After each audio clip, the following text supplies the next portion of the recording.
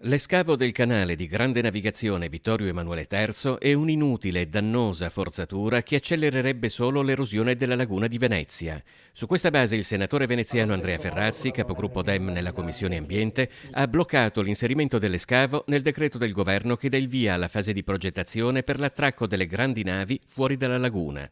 Ferrazzi ha ottenuto il rinvio del voto perché in Commissione Ambiente, ha spiegato, ci si possa confrontare sulle soluzioni giuste per il bene della città. La soluzione che il governo immagina delle grandi navi fuori dalla laguna nel lungo periodo è un momento di transizione, valutando anche l'ipotesi a Marghera, è una posizione equilibrata. Accelerazione, come hanno fatto Forza Italia e la Lega nella Commissione Ambiente in Senato, di scavo del Vittorio Emanuele sono sbagliate e bloccano, queste sì, le possibilità di trovare delle soluzioni finalmente convincenti per la tutela del lavoro e per la tutela dell'economia e per la tutela dell'ambiente.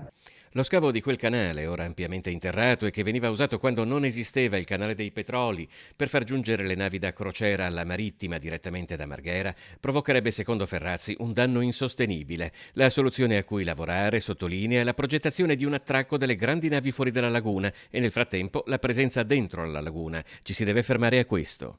Il porto Venezia è una risorsa fondamentale, non è immaginabile Venezia senza il proprio porto.